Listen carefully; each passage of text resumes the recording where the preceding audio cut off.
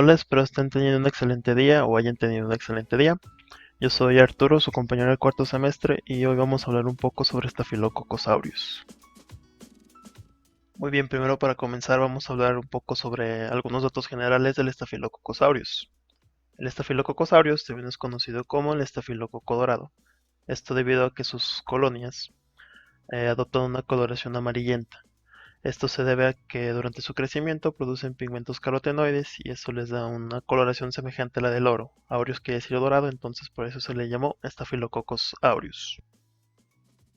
Estas bacterias tienen forma esférica, por lo que reciben el nombre de cocos, y su agrupación es en forma de racimo de uvas, por lo que se les da el prefijo de estafilo. Por eso son estafilococos. Son bacterias esféricas que se agrupan en forma de racimo de uvas. Estas bacterias son inmóviles, no poseen ningún tipo de estructura que les permita desplazarse por su propia cuenta. No producen esporas, son halófilos. Esto nos quiere decir que soportan ambientes con grandes concentraciones de sodio, como por ejemplo el cultivo salmanitol. A la tinción de Gram se tiñen positivamente, lo que les da una coloración morada, como podemos observar en esta parte donde está señalada con el círculo. Vemos su forma esférica, su agrupación en racimo de uvas y su coloración a la tinción de Gram, que es morada. Posee la enzima catalasa y la enzima coagulasa, de ellas vamos a hablar más adelante. Esta bacteria es anaerobio facultativa. Esto nos dice que puede vivir en ambientes con ausencia de oxígeno, pero también soporta ambientes donde sí hay oxígeno. Esta bacteria pertenece a la microflora normal de todos los seres humanos. La podemos encontrar en la piel, en los pliegues cutáneos, en las mucosas, ya sea de la nasofaringe, la bucofaringe, en el aparato gastrointestinal o en el sistema genitourinario. En los recién nacidos lo podemos encontrar en lugares húmedos, como por ejemplo en el muñón umbilical o en la región perianal. Como ya les mencioné antes, la nasofaringe es el lugar como su lugar favorito donde le gusta estar esta bacteria. Y también es productora de toxinas, produce muchas toxinas, las que vamos a hablar más adelante. Vamos a analizar una por una y veremos un poco de su mecanismo de acción, cómo actúan y cómo es que produce su enfermedad. Bueno, antes de meternos a temas más complejos, vamos a repasar algunos datos sobre su epidemiología. La epidemiología nos habla que el 15% de los portadores de Staphylococcus aureus son sanos. Esto quiere decir que son portadores asintomáticos. Por lo general, el estafilococo se encuentra en la nasofaringe de estas personas. El Staphylococcus aureus es más común en pacientes hospitalizados, en el personal sanitario o en personas que utilizan agujas, ya sea de manera ilegal, como los adictos a alguna droga, o por alguna enfermedad, como los diabéticos que se tienen que estar inyectando insulina. Es más común en estas personas porque el estafilococo tiene factores de adherencia que le permiten quedarse adherido a las agujas. Esta bacteria le gustan los ambientes cálidos, secos y salados, como ya mencionamos antes, era un halófilo. Su mecanismo de transmisión de esta bacteria es mediante fomites, ya sea la ropa, las sábanas o tener contacto con algún portador de esta bacteria. Para evitar este mecanismo de contagio se deben de tomar medidas adecuadas de higiene, ya sea como lavarse las manos antes de preparar algún alimento, antes de realizar alguna maniobra, y sobre todo nosotros como médicos, a la hora de tomar alguna muestra, hacer alguna venopunción o poner algún catéter, debemos asegurarnos de que el área debe estar totalmente limpia. Debemos hacer una asepsia correcta porque si no podemos ocasionar que este patógeno se enferme a nuestro paciente, porque como ya mencionamos antes, este patógeno habita en la piel de todos los seres humanos. Aquí menciono algo sobre la cepa SARM, que es el Staphylococcus aureus resistente a la meticilina. Este es importante porque, como su nombre lo dice, es resistente a la meticilina. Vamos a hablar un poco de él más adelante. Pero se han incrementado el número de personas que portan este estafilococo, que por lo general es más difícil de tratar. Entonces, a las personas con sospecha de que tengan este estafilococo, ya sea por ejemplo un trabajador de un hospital que tal vez no tiene síntomas, pero sí tuvo riesgo de exposición a este patógeno, pues se les da quimioprofilaxis con vancomicina y rifampicina para evitar que sigan esparciendo el patógeno a todos los pacientes del hospital. Muy bien, ahora vamos a hablar un poco sobre su estructura. Dejen activar láser. Muy bien, vamos a empezar por lo más básico. El estafilococo, pues esta parte sería su citoplasma, esta parte sería la membrana de la bacteria, esta sería la pared de la bacteria y la primera estructura que nos interesa sobre esta bacteria es su cápsula. La cápsula le funciona como un factor de adherencia, ya que esta es una capa de glucopolisacáridos que le otorgan más adherencia a esta bacteria y también le sirve como un factor protector contra la fagocitosis. Aquí tenemos algunas proteínas de membrana. Vamos a empezar a hablar sobre la proteína A, que su función es unirse a la fracción cristalizante de las inmunoglobulinas, como por ejemplo la inmunoglobulina G. Esto dificulta la fagocitosis, porque sabemos que por lo general los anticuerpos se unen mediante su fracción FAP al antígeno. La fracción cristalizante queda expuesta y el macrófago puede reconocer esta fracción cristalizante y fagocitar a la bacteria. En este caso, pues se une como al revés y esa opsonización queda como inhibida. Después tenemos a la proteína de unión a fibronectinas, que esto es otro factor de adhesión que solo le ayuda a la bacteria a unirse a la fibronectina presente en las membranas de las células. Así puede tener una unión más fuerte y pues solo es eso, es un factor de adherencia. Después tenemos a las PBP, que son proteínas ligadoras de penicilina, que tienen la función de sintetizar los componentes de la pared bacteriana. Estas son blanco de antibióticos como la penicilina. Lo que hace la penicilina es se une a estas y inhibe la síntesis de la pared. Pero tenemos el caso de las SARM, de los estafilococos aureus resistentes a la meticilina. Estos tienen un cromosoma del cassette estafilocóxico que contienen al gen MECA. El gen MECA sintetiza una proteína ligadora de penicilinas 2A.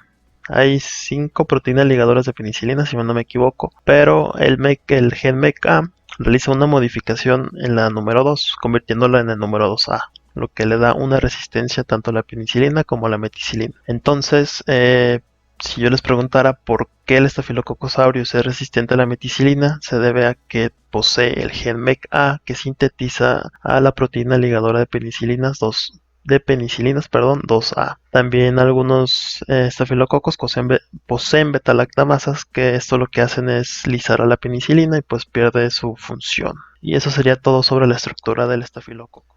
Bien, ahora vamos a hablar un poco sobre las toxinas que produce el Staphylococcus aureus. Las primeras que vamos a analizar serán las citotoxinas o hemolicinas, también llamadas. Estas son 4 grupos principales. La primera es el grupo alfa, que tiene como blanco el músculo liso de los vasos sanguíneos. La beta, que tiene una mayor afinidad por la esfingomielina, y esta afecta sobre todo a los eritrocitos.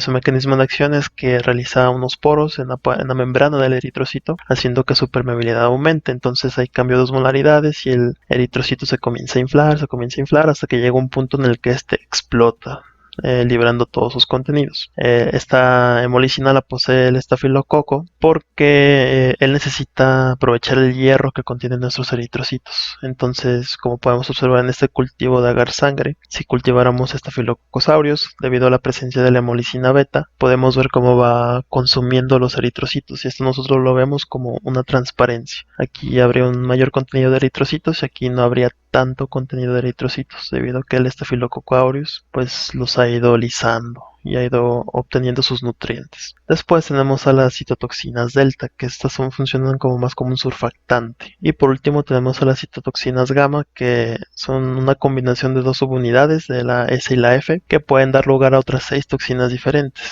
Pero esta nos interesa más porque tiene una acción como una leucocidina, o sea, ataca nuestros glóbulos blancos. Y ahí es donde entra nuestra siguiente toxina, que es la leucocidina de Panton-Valentine, que tiene los mismos componentes que que las citotoxinas gamas, tiene un componente F y un componente S. Estos componentes lo que hacen son crear poros en la pared de los neutrófilos y de los macrófagos. Entonces sucede el mismo fenómeno que en los eritrocitos y estos terminan lisándose. Esta leucocina de Panton-Valentine no es hemolítica y por lo general está presente en los estafilococos aureus resistentes a la metilcilina. Estas son las siglas en inglés, para que no las confundan con las de arriba, son exactamente lo mismo. Muy bien, ahora vamos a hablar sobre toxinas exfoliativas. De esta, el estafilococo produce 2 tipos, la ETA y la ETB.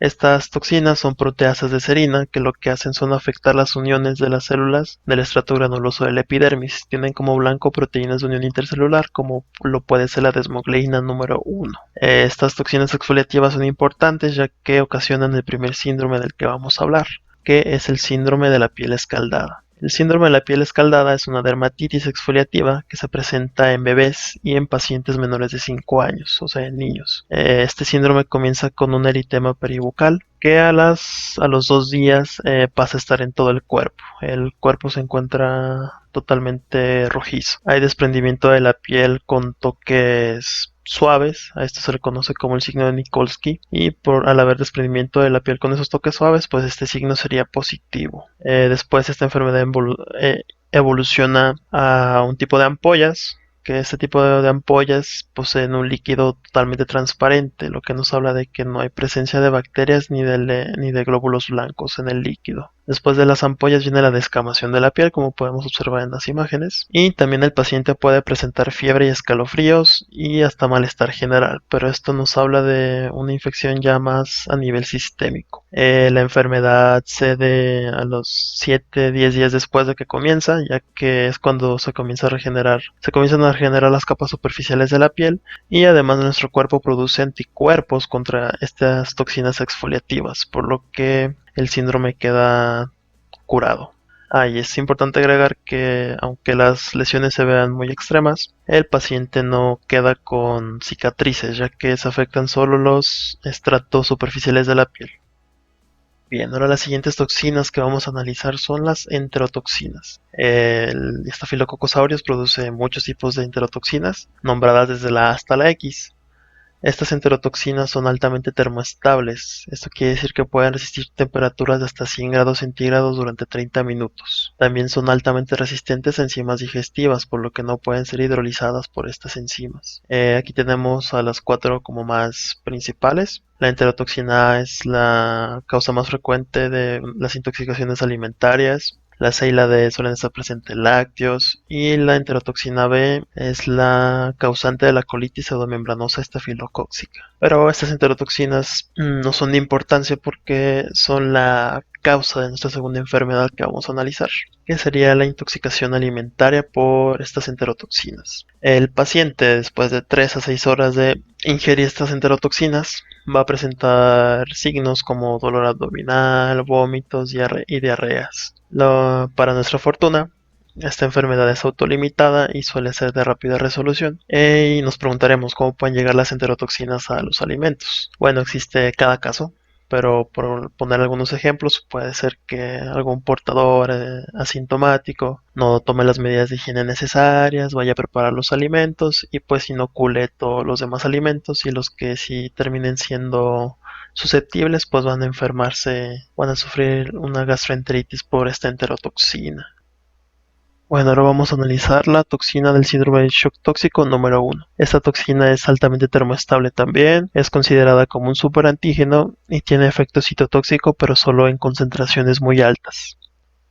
El mecanismo del superantígeno pues es que, en resumen, pues produce una respuesta exagerada en su sistema inmune, pero para eso tenemos que regresarnos a inmunología y analizar un poco cómo sucede la presentación de antígenos. Hagan de cuenta que el linfocito T es como su amigo tímido, y su amigo tímido necesita que le presenten a alguien para poderse activar. Ese alguien es esta célula presentadora de antígenos que, mediante su MHC de clase 2, le presenta el antígeno al linfocito T. Este se activa, libera citocinas para que la respuesta inmune se pueda dar de una manera correcta. Lo que sucede con un superantígeno es que este superantígeno es muy aventado y se une a la porción alfa del MHC de clase 2 de la célula presentadora de antígenos y a la porción beta del TCR del linfocito TCD4. Se queda aquí unida, lo que ocasiona que el linfocito T responda de una manera exagerada, liberando citocinas en exceso, como pueden ser interleucina 2, interferón gamma y factor de necrosis tumoral alfa. Entonces, este exceso de citocinas sucede porque el superantígeno fuerza la unión entre estas dos células, y el linfocito T pues libera muchas citocinas. Eh, Esta liberación de citocinas en exceso nos da un síndrome que es conocido como el síndrome de shock tóxico. En 1980, en los Estados Unidos, hubo un repunte en los casos de síndrome de shock tóxico en mujeres de edad fértil que utilizaban tampones para su periodo. Para no hacerles el cuento largo, pues se encontró la toxina y la bacteria en los tampones, lo que ocasionaba la enfermedad de las mujeres. La enfermedad se da porque hay un crecimiento de Staphylococcus aureus en el sitio de la lesión. Ya puede ser, por ejemplo, en la piel o en el ejemplo de Estados Unidos, en la vagina, ya que había mujeres que no tenían hábitos correctos de higiene y se dejaban el tampón ahí por más tiempo del que necesitaban y la bacteria proliferaba, creaba la toxina pasaba a la sangre y sucedía este mecanismo que ya les expliqué antes. El paciente puede presentar fiebre porque, como sabemos, esta citocina, el factor de necrosis tumoral alfa, es una citocina pirógena. El paciente presenta vómito, diarrea, exantema eritematoso y descamación sobre todo de las plantas de las manos y las plantas de los pies, como podemos observar aquí. Recuerda un poco a las lesiones que causan las toxinas exfoliativas. Hay hipotensión debido a que estas citocinas, mayoritariamente inflamatorias, ocasionan una vasodilatación en todo el cuerpo. Esa vasodilatación ocasiona que haya una hipotensión y esta hipotensión hace que, por ejemplo, se reduzca el flujo sanguíneo de ciertos órganos, por lo que puede haber afectación multiorgánica y que esta puede evolucionar lamentablemente hasta la falla multiorgánica y esto concluiría en la muerte del paciente. Entonces este síndrome hay que estar muy atentos porque es peligroso. Si el paciente no es tratado a tiempo, se nos puede morir. Bueno, ahora vamos a hablar sobre las enzimas que presenta el Staphylococcus aureus. Para hacerlo más didáctico, las dividí en enzimas de protección y en enzimas de invasión. Vamos a comenzar por las enzimas de protección. La primera que tenemos aquí es la coagulasa. ¿Qué hace la coagulasa? Bueno, transforma el fibrinógeno en fibrina, lo que le da la facultad al estafilococo de crear coágulos. Se crea una casita de fibrina para poder estar ahí durante mucho tiempo y de paso se protege contra la fagocitosis, pero llega un tiempo en que el estafilococo se aburre de estar en un solo lugar, él quiere estar viajando por todo tu cuerpo y enfermarte.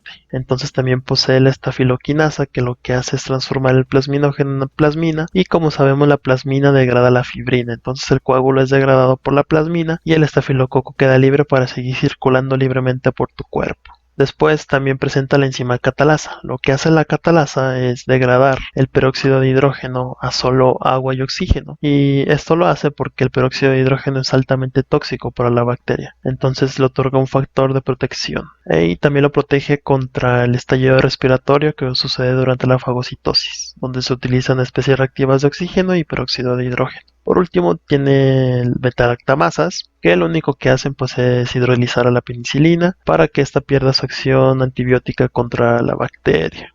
Otorga una resistencia mayor contra los antibióticos. Después, en las enzimas de invasión solo tenemos dos. La hialuronidasa, que lo que le permite a la bacteria es cruzar el tejido conjuntivo, y la lipasa, que le permite cruzar sobre tejidos grasos. Bueno, ahora vamos a pasar a las enfermedades que son ocasionadas por el Staphylococcus aureus y vamos a comenzar por las enfermedades por invasión tisular. Primero tenemos que ocasiona una enfermedad llamada impétigo. Esta es más común en niños pequeños, es una enfermedad altamente contagiosa y se presenta más en la cara y en las extremidades de los niños. Lo que sucede es que aparece una mácula elevada, rojiza, que evoluciona a una pústula de contenido purulento. Esta pústula, al reventar, crea una costra de color ámbar, como podemos observar en esta imagen. Después también tenemos que ocasiona foliculitis, que solamente es la infección de los folículos pilosos. Como podemos observar aquí, se ve eritema, elevación del tejido y podemos ver un punto de contenido purulento. Y cuando una foliculitis sucede en la base de los párpados, recibe el nombre de orzuelo. Después tenemos al absceso. El absceso es un nódulo elevado y grande con contenido purulento que ocasiona dolor al paciente y que se presenta con tumefacción. Que se presenta con tumefacción solo nos dice que tiene una coloración rojiza y que produce calor. Después tenemos al anthrax. El anthrax solo es una agrupación de forúnculos debajo de la piel que puede estar afectando hasta el tejido subcutáneo. El paciente presenta fiebre y escalofríos. Y por último tenemos las infecciones de las heridas, ya sea alguna quemadura, alguna herida punzocortante. Como bien sabemos, Staphylococcus aureus es un miembro de la microflora normal de la piel de todos los seres humanos. Entonces, si la herida no es tratada correctamente, si no es limpiada correctamente, el estafilococo puede entrar y ocasionar un edema, eritema, dolor y la acumulación de material purulento en la herida. Ahora les voy a hablar un poco sobre cómo se daría una bacteremia por Staphylococcus aureus. Por ejemplo, tenemos un paciente que tiene un absceso que sabemos que puede ser ocasionado por Staphylococcus aureus. Un absceso pues, contiene pus. Los contenidos de la pus son tejido muerto, ya que tiene un centro necrótico este absceso, líquido edematoso, neutrófilos vivos, bacterias vivas y bacterias muertas. Lo mejor que le puede pasar al absceso es que se drene hacia la piel y este pues se cure, pero también se puede dar el caso de que este absceso drene hacia el tejido sanguíneo. Entonces, al contener bacterias vivas, el Staphylococcus aureus pasaría del absceso al tejido sanguíneo, lo que ya estaría ocasionando una bacteremia. Las consecuencias de la bacteremia es que el estafilococo puede llegar al corazón, a los pulmones, a los huesos o hasta las meninges. En el corazón ocasionaría endocarditis, de hecho es la causa más común de la endocarditis aguda, una neumonía, la osteomielitis y meningitis. Bueno, sobre la primera enfermedad por diseminación hematógena de Staphylococcus aureus, vamos a hablar de la endocarditis aguda. La endocarditis aguda producida por el Staphylococcus aureus es una enfermedad grave que es mortal en el 50% de los casos. Tiene una tasa de mortalidad del 50%. Esta tiene síntomas inespecíficos de tipo gripal. El paciente se nos puede deteriorar muy rápidamente si no damos un tratamiento correcto o se trata quirúrgicamente. Así que debemos tener mucho cuidado con esta enfermedad. Hay alteraciones del gasto cardíaco y embolizaciones, y al Staphylococcus aureus le encanta infectar las válvulas cardíacas, sobre todo de las cavidades derechas del corazón, más preferiblemente la válvula tricuspidia. Esto ocasiona en el paciente fiebre y dolor torácico tipo pleurítico debido a la embolización y a la proximidad pulmonar. Como ya les mencioné antes, el Staphylococcus aureus es la causa más frecuente de endocarditis. Después tenemos a la neumonía causada por Staphylococcus aureus. Esta se puede dar por dos mecanismos, ya sea por la diseminación hematógena. De hecho, esta neumonía puede ser secundaria por la endocarditis o por la aspiración de secreciones bucales. Esta neumonía se presenta sobre todo en pacientes jóvenes y en pacientes ancianos también, con fibrosis quística pulmonar o con enfermedad pulmonar obstructiva crónica. Y en las radiografías podemos observar infiltrados y consolidaciones, como es común ver en las neumonías. El estafilococo áureo resistente a la meticilina puede ocasionar un tipo de neumonía que se denomina como neumonía necrosante. Esta quiere decir que es una afectación del parénquima pulmonar con la necrosis de ese parénquima. Entonces hay una hemoptisis masiva, el paciente tose mucha sangre, hay un shock y esta enfermedad puede ser altamente mortal si no es tratada a tiempo. También tenemos una entidad que es conocida como empiema, que es solo la acumulación de material purulento, debido a que la bacteria se puede alojar en un lugar de difícil acceso en el pulmón, donde no sea muy difícil aspirar el material purulento y pues ahí se consolida esa bacteria. Bueno, y ya para terminar con las enfermedades por diseminación hematógena, vamos a hablar un poco sobre la osteomielitis. La osteomielitis por Staphylococcus aureus se puede dar mediante dos mecanismos, ya sea por la diseminación hematógena y que el estafilo llega hasta el hueso, o por la infección secundaria a un sitio con una herida por un traumatismo o que haya una infección adyacente al sitio de ese traumatismo. En los niños, en el 50% de los casos, la diseminación hematógena viene de alguna herida cutánea, entonces pasa la infección desde la piel hasta el hueso, lo que ocasiona un dolor de inicio brusco en la zona afectada. Hay una mayor afectación de la metáfisis del hueso, ya que es una zona altamente vascularizada, y también el niño presenta una fiebre elevada de hasta 40 grados centígrados. Podemos observar pues hay una deformación total de los huesos, como se observa en las radiografías. La osteomielitis en los adultos se da mayoritariamente en los huesos de la columna vertebral, en las vértebras, por lo que da un dolor intenso en la espalda, más que nada por la localización de la infección, y también presentan una fiebre muy alta. En osteomielitis postraumatismo, pues suele presentar inflamación, ya sea por el mismo traumatismo y por la infección agregada del estafilococo, y hay un drenaje purulento, lo que nos habla de que esa herida está infectada y de que tenemos que tratarlo. Les recuerdo que el estafilococo aureus pues es un huésped de la microflora normal de la piel, entonces si tenemos alguna herida, ya sea por algún traumatismo, algún corte y no se trata de manera correcta, pues puede terminar en alguna infección, ya sea alguna infección de un grado más leve o puede terminar en una osteomielitis, en una deformación total de los huesos. Otra entidad que podemos analizar es la artritis séptica. Esta se da posinyección interarticular, y se puede dar ya sea porque la aguja estaba contaminada o porque el sitio de la piel estaba contaminado o porque el paciente fue susceptible a que enfermara por Staphylococcus aureus. Es más común que se den articulaciones grandes y lo que sucede es que esa articulación va a doler, va a estar eritematosa y si volvemos a puncionar esa articulación vamos a encontrar material purulento dentro de ella. Bueno, ahora para el diagnóstico vamos a seguir este pequeño diagrama.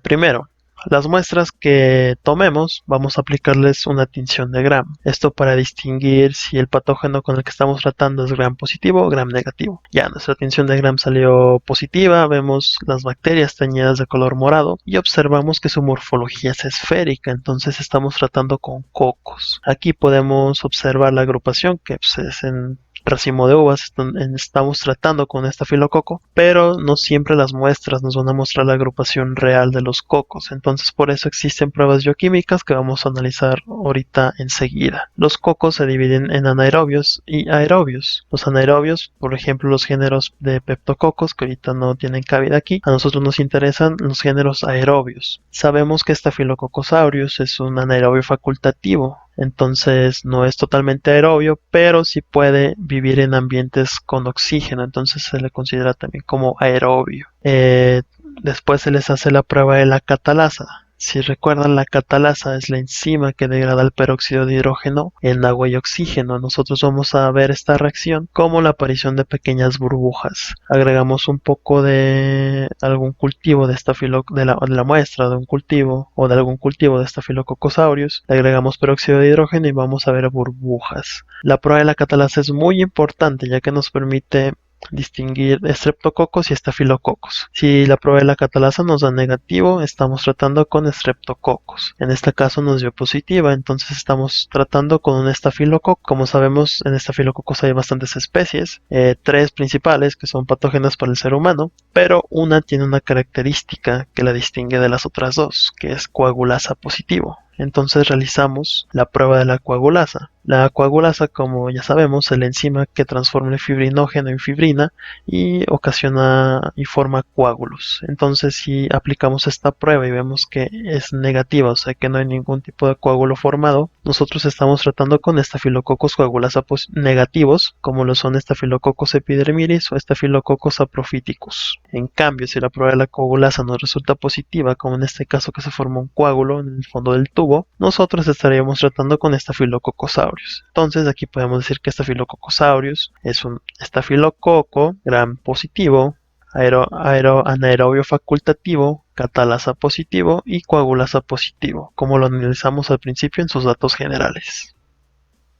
Bueno, otra herramienta que es de utilidad para el diagnóstico de las bacterias son los cultivos bacterianos. Aquí yo les presento dos solamente, el cultivo salmanitol, el medio salmanitol, y el medio de agar chromogene. Este solo le permite, solo funciona para que el estafilococo aureus crezca y pueda verse su color característico dorado debido a los carotenoides que produce. En cambio, el salmanitol es un cultivo que nos permite diferenciar unas bacterias de otras, ya que la sal actúa como un factor inhibitorio para el crecimiento de algunas bacterias, como puede ser E. coli o salmonella, pero deja que bacterias halófilas como los estafilococos crezcan sin ningún problema. Después tiene su colorante rojofenol, que nos ayuda a medir el pH, que viene en relación con el manitol.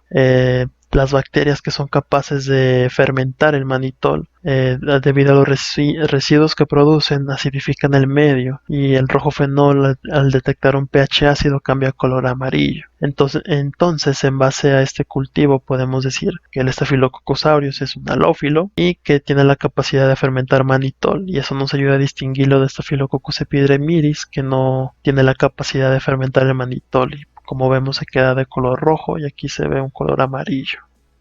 Ya para finalizar vamos a hablar sobre el tratamiento de Staphylococcus aureus. Como sabemos, esta bacteria es altamente resistente a varios tipos de antibióticos. De hecho, voy a agregar aquí los mecanismos de acción de cada antibiótico que vamos a analizar y ya les iré explicando de una manera breve cómo se da la resistencia en base al mecanismo de acción. Bueno, para comenzar, sabemos que Staphylococcus aureus es altamente resistente a los betalactámicos como las penicilinas, las cefalosporinas o los carbapémicos, y hoy en día solo el 10% de las cepas es susceptible a los betalactámicos. La resistencia en este caso está dada por la presencia de enzimas betolactamasas que hidrolizan a las penicilinas y no las dejan actuar. Entonces al ser humano se le ocurrió la idea de crear penicilinas sintéticas como la meticilina o la nafcilina, pero las bacterias también desarrollaron resistencia contra estos medicamentos. Como sabemos, existe el Staphylococcus aureus resistente a la meticilina y su resistencia, como bien explicamos anteriormente, está dada porque presenta el gen MECA, que el gen MECA sintetiza para una proteína ligadora de penicilina 2A, que es menos afín a la meticilina y por lo tanto le otorga una resistencia contra esta. Las otras alternativas de los tratamientos, el atrimetropima y el sulfametoxazol mediante vía oral. Estos fármacos inhiben la creación de ácido fólico mediante manera conjunta, y por lo que la bacteria no puede crear purinas y no se puede replicar de una manera correcta. También tenemos a la doxiciclina o minociclina o cualquier tetraciclina de larga duración. Estas también se dan por vía oral y su mecanismo de acción es que inhiben la síntesis proteica uniéndose a la unidad ribosómica 30S. La vancomicina, que es el tratamiento de elección para Staphylococcus aureus, se administra mediante vía intravenosa. La vancomicina inhibe la síntesis de la pared, pero lamentablemente esta bacteria también desarrolló resistencia contra la vancomicina mediante el gen VANA. Crea una pared más gruesa, desorganizada, que ocasiona que la vancomicina quede atrapada entre esa desorganización de la pared y no pueda alcanzar su objetivo, y por lo tanto no puede inhibir la síntesis de la pared. Por lo tanto, la bacteria es resistente a la vancomicina. Las otras alternativas, si la vancomicina no funciona, tenemos al linezolid, que inhibe la síntesis proteica, pero este inhibe a la subunidad ribosómica 50S. Tenemos a la ceftalorina, que también es un inhibidor de la síntesis de la pared, a la rifampicina, pero esta debemos asociarla con algún otro antibiótico. La rifampicina altera solamente la síntesis de la RNA. Y por último, nuestra última arma contra el Staphylococcus aureus es la daptomicina. Esta ocasiona una alteración en la membrana del patógeno. Entonces, como lección, pues no hay que utilizar antibióticos si no es necesario. Hay que indicarle a nuestros pacientes que se los tomen completos para evitar estas resistencias en más bacterias. Ahorita tal vez solo Staphylococcus aureus sea resistente a casi todos los antibióticos, pero en un futuro tendremos bacterias súper resistentes, como es el caso también de la bacteria causante de la tuberculosis, que es súper resistente a varios tipos de antibióticos, y por eso los tratamientos son largos y complejos. Pero bueno, eso queda solamente como una reflexión. Aquí les pongo las bibliografías que utilicé para la realización de este video, de esta presentación. Y no me queda nada más que agradecerles por su atención. Espero que el tema haya quedado claro, concreto. Y no se olviden de contestar el cuestionario, el pequeño cuestionario que se les va a dejar en la descripción. Tampoco no olviden dejar su like y de suscribirse al canal para que sigamos realizando mayor contenido. Yo soy Arturo y fue un placer y espero tengan un excelente día.